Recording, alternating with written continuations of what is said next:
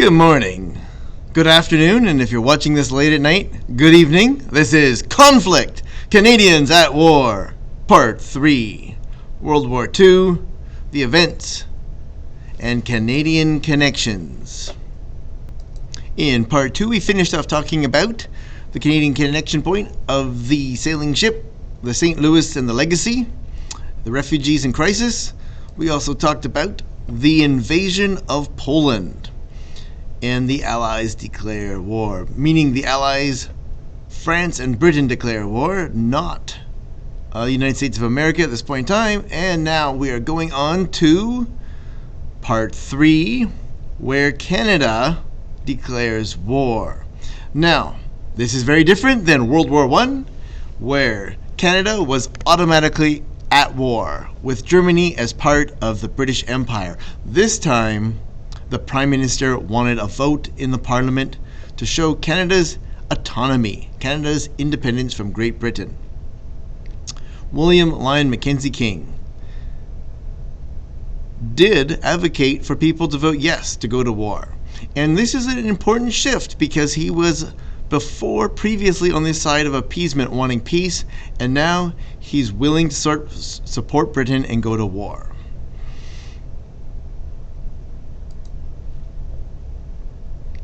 Early war, Canadian contribution. Canadian industry produced more than 800,000 military transport vehicles, 50,000 tanks, 40,000 field and naval and anti-aircraft guns, and 1,700,000 small arms. Of the 800,000 military vehicles, all types built in Canada, 168,000 were issued to Canadian forces. 38% of the total Canadian production went to the British. The Canadian Army in the field had a ratio of 1 vehicle for every 3 soldiers, making it the most mechanized field force in the war. Notice that Canada made also snowmobiles. At the start of the Second World War, the British government looked to the Dominions for air training help because the United Kingdom did not have the space to accommodate training and operational facilities, and because the threat of attack, they are vulnerable to attack. Canada has space in open skies. Pearl Harbor, a famous event, and there's many movies made in the United States of America about this event and documentaries. However, a Canadian connection point is that Canadians also rally against the surprise attack on Pearl Harbor because Canada feels threatened. Notice this paragraph over here. Canadians also rally against surprise attack on Pearl Harbor. Many feel this assault brings the war dangerously close to the home front. Japanese Canadians, already a community subject to prejudice, anticipate more restrictions. And I should pause here to mention the Canadian-Japanese internment. Right here, beginning in 1942, the Canadian government depossessed more than 90% of Japanese Canadians, some 21,000 people living in British Columbia. They were detained under the War Measures Act and were interned for the rest of the Second Year War. The War Measures Act is an interesting topic to research and investigate what it is and how it impacted Canadians in the 20th century.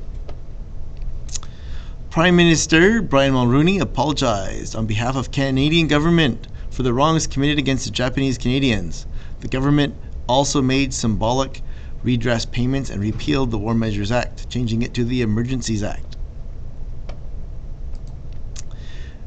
This article here is from the Canadian Encyclopedia, and this other one is from CBC Archives, here called CBC Digital Archives. Canadians at Hong Kong. From the 8th to the 25th of December 1941, almost 2,000 troops from Winnipeg and Quebec City, sent to Hong Kong, expecting little more than guard duty, fought bravely against the overwhelming power of an invading Japanese force. Canadians at Hong Kong. When the British colony surrendered on Christmas Day, 290 Canadians had been killed in fighting. Another 264 would die over the next 4 years amid the inhumane conditions of Japanese prisoner of war camps, from the Canadian Encyclopedia. Hong Kong was the first place Canadians fought a land battle in the Second World War. The Dieppe raid. Was it valuable practice and learning, or was it a disaster? A very debatable topic. Canadians made up the great majority of the attackers in the raid. Nearly 5,000 of the 6,100 troops were Canadian.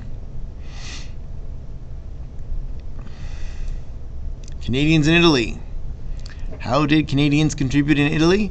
The 8th British Army, including the 1st Canadian Division, the 5th British Division, and the 1st Canadian Army Tank Brigade, would lead the way across the Strait of Messina to the toe of Italy and then advance toward Naples.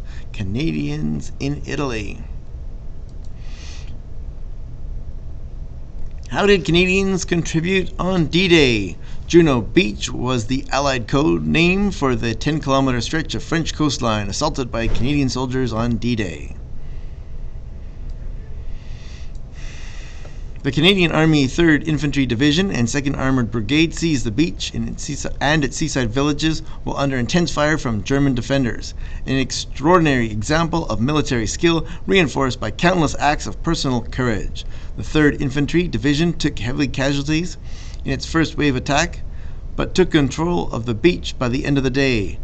More than 14,000 Canadian soldiers landed or parachuted into France on D-Day. The Royal Canadian Navy contributed 110 warships and 10,000 sailors, and the Royal Canadian Air Force contributed 15 fighter and fighter bomber squadrons to the assault. There were 1,784 Canadian casualties, including 359 killed.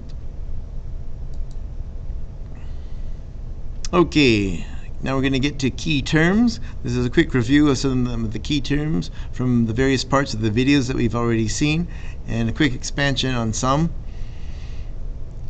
including concepts and people. So, things that you should be able to explain, know either the basics or the significance. Conscription, totalitarianism. The Fuhrer, anti-Semitism, Scapegoat, Night of Long Knives, Nuremberg Laws, Kristallnacht, Gestapo, Canadian identity, and the connections to World War II, including Canadian autonomy. Appeasement, Nazi-Soviet non-aggression pact, Blitzkrieg, Battle of Britain, Dieppe, Battle of the Atlantic, U-boats, convoys, political ideologies review from Unit 1, Royal Canadian Navy, the invention of sonar, and the Devil's Brigade, and in particular, the Canadians in the Devil's Brigade.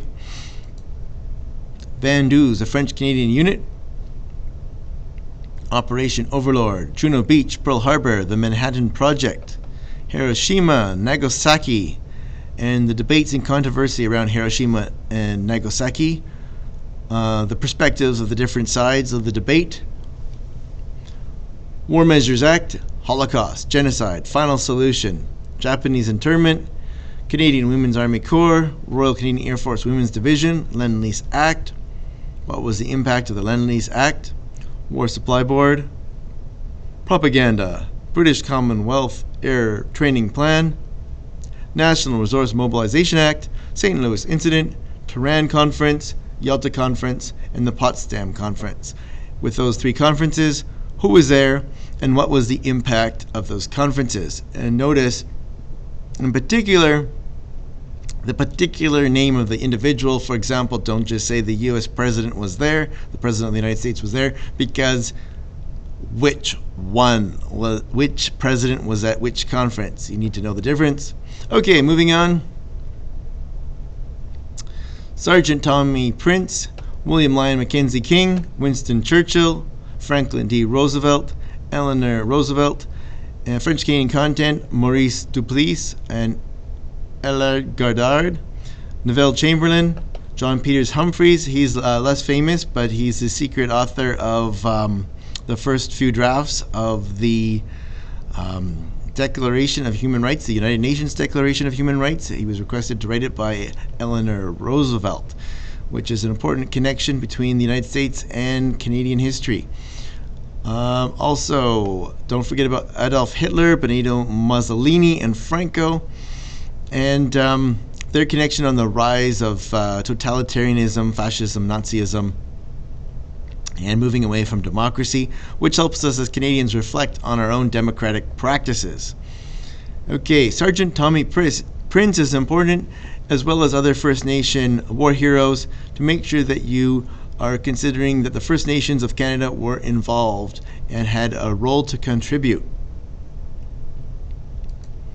Also, it ties into the change after World War II of how the First Nations of Canada who had status got the right to vote. Okay, conscription. These are example key terms. Here's the key term, conscription. The basics you should know is what is conscription. You should be able to come up with a definition, but you should also be able to ask more complex and answer more complex questions like why was conscription so divisive in Canada? The Vandus. Who were the Vandus? Where were they from? What language do they speak? Why were the Vandus so important for Canadian identity and the story of conscription in Canada? Force 136. Who made up Force 136? Hint, they were the Chinese Canadian soldiers. Why were the Chinese Canadian soldiers so significant for Canadian identity and the story of democracy in Canada? And another example with the Tehran Conference. Who was at the World War II Tehran Conference and why was this Tehran Conference significant? And you should be able to figure out the significance or answer the significance for the other conferences as well. Okay, another Canadian connection point. Why is this article significant in Time magazine? Mackenzie King complains. A key quote from it.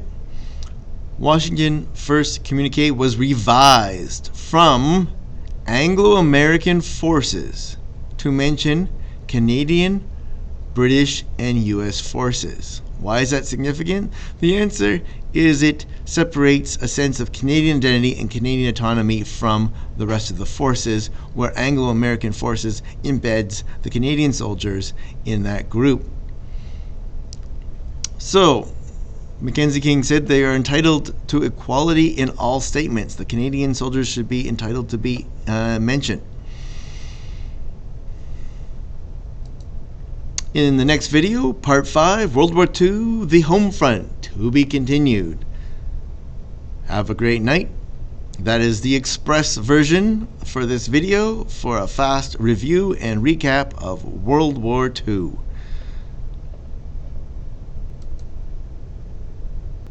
Outtake time. Oh, I got my mask on. Right, take off the mask.